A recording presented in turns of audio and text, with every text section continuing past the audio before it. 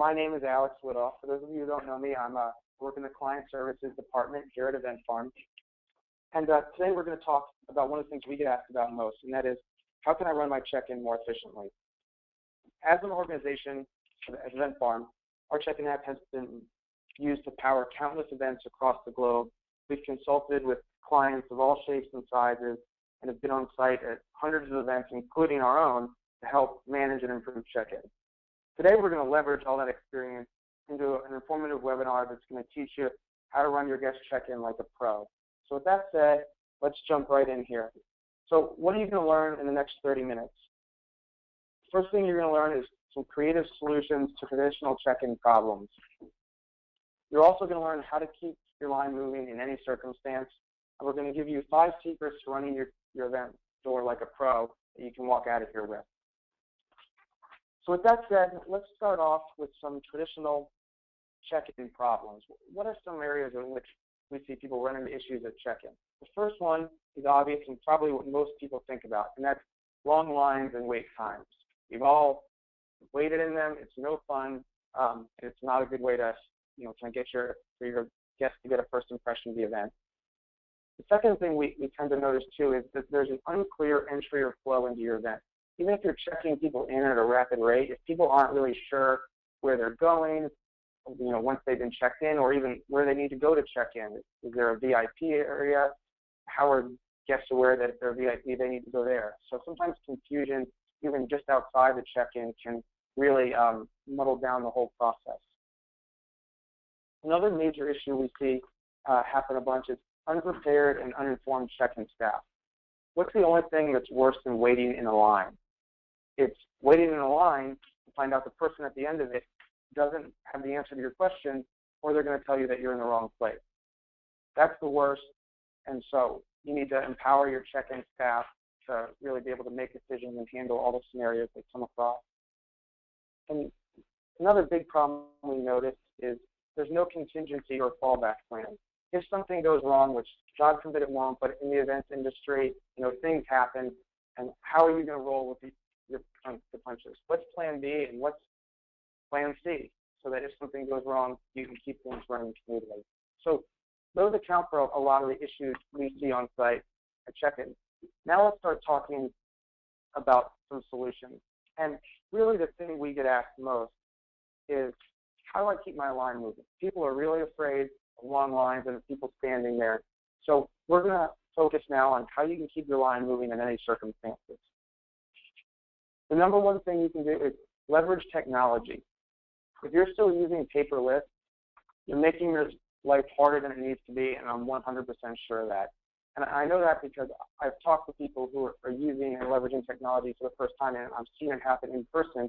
They have this, oh my God moment. I can't believe it took me this long to switch over to this. This technology is affordable. At Event Farm, you can get a check-in event of up to 3,500 guests for $75. That's less than a cost per head at a lot of events. And it'll allow you to check guests in faster. It gives you data in real time and both after the fact, so that you can use it to make real-time decisions and continue to make your events better and better. If you're not leveraging this technology, you're missing out. Now, second point is get out from behind the table. Now that we have this app, presumably, that we're checking people in on, whether it's a tablet, a phone, even a computer if you can, try not to sit people behind the table. Tablets and phones allow you to have people stand up, your staff stand up, and greet guests face to face. It's more engaging, and it also helps the line move faster. If you check someone in, they're fiddling with something in their pocket, or they're putting their ID away or dealing with their coat, rather than them holding up the line, if you have a tablet or a phone, you're not stuck behind a table. You can move right around them and check the next person in, and just keep doing that. It's a little thing, but it helps the line keep moving and flowing. Have a solutions person. This is a big one, and this is something we recommend to our clients a bunch. So tell your check-in staff that how you want them to handle someone who's not on the list, or maybe they're on the list, but they said they didn't actually confirm. And if you need someone, have a solutions table where someone a little higher up the food chain can make judgment calls on those people. Because a lot of times those situations, the person actually checking them in isn't enough in the know and wasn't involved in the planning process, so they don't really know how to handle this person. And the whole line shouldn't get held up because this one person has an issue or concern. Send them to the solutions table off to the side and keep the line flowing. So by eliminating just a handful of those people, you can really drastically cut your wait time just by having someone off to the side who is your designated solutions person. Another piece of advice is set a strong line, and by that we mean the line of check-in staff you have.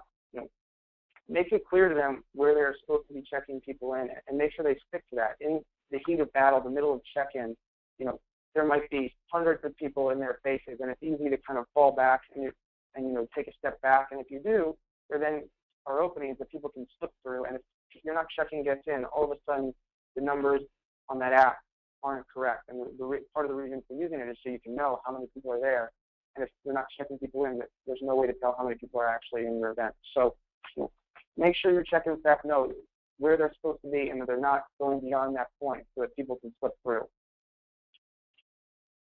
Another piece of advice you have is ditch the QR code. And the exception is if you're a seated event, that a specific ticket or registration pertains to a specific seat, QR codes and barcodes work. If you're, the New York Knicks, you obviously, a ticketed event like that is obviously a good fit.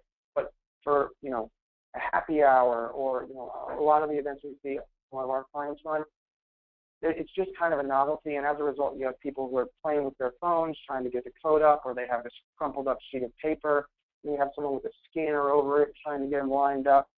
There's no way that's faster than just looking at that person's ID, typing in their last name, checking a box next to their name, and going on to the next person. Unless you have a specific business function or check-in function that you think the QR codes solve, don't waste your time with them. The final thing is be creative. This new technology has empowered people to really get creative about the way they solve problems and check guests in. For example, we had an event where they were busing people in, and they were really concerned that all the buses were going to arrive at the same time, and they were going to have bus all these people here, and there was going to be a long wait to get into the venue. We asked them, we said, well, who's going to be there when they get on the bus? They said, we're going to have a staff there. So we said, your iPads have 3G. Why don't you just give each of those people an iPad and have them check in their whole bus on the bus, so that on the way to the venue, you're checking all the guests in, they can get right off the bus, go straight into the event. That's what technology has empowered people to do. So don't be afraid to think creatively and think outside the box about these problems. So with that said, what are 5 secrets to keep your event and your line going like a check-in pro? Number 1 is prepare, prepare, prepare. We see event planners, they're meticulous about every detail, from the food to the caterer, everything. But then when it comes time to check-in guests, they'll toss a table out front, put a few staff members behind it, and hope for the best. If you want your check-in to go well, the number 1 thing you need to do is you need to bring that same level of detail and you put into the rest of your event to your check-in. That means testing technology before your actual event starts, taking the time to train staff, having a backup plan, thinking about how the check-in is going to flow. The more you prepare, the better it's going to go. It's that simple.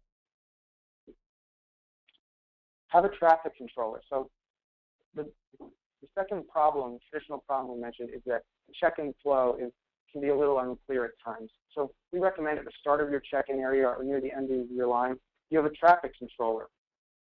This person should be assertive and gracious when directing the crowd. Think of them as kind of your welcome wagon to make sure people are headed to the right line or are going to go check in at the right place. It's just one person a lot of times, but it can make a world of difference, and it can keep people from waiting in the wrong line just to find out they're in the wrong place.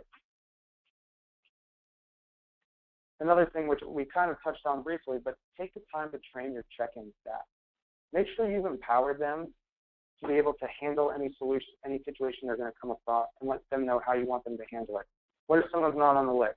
What if someone didn't have a plus line and they brought someone? What if someone's unconfirmed? Make sure they know how to deal with those situations.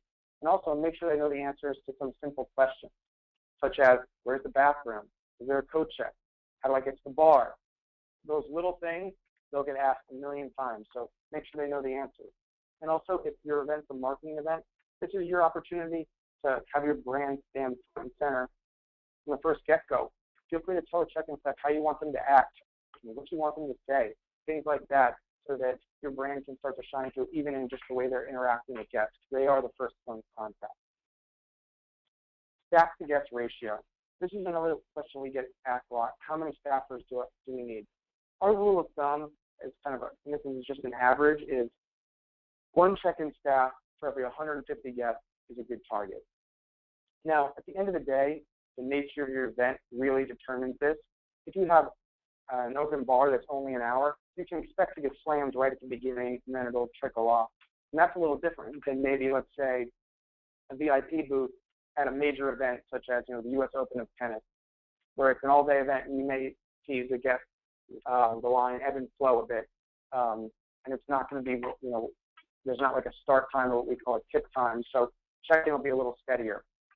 That'll impact that ratio, but a good starting point and good kind of average is one guest every, or one check-in person every 150 guests. And the final secret is smile. Check-in staff, they're the first people your guests are going to interact with at your event. Send them in the door with a positive feeling. The last thing you want is for a guest to come in the door thinking about that jerk that just checked them in.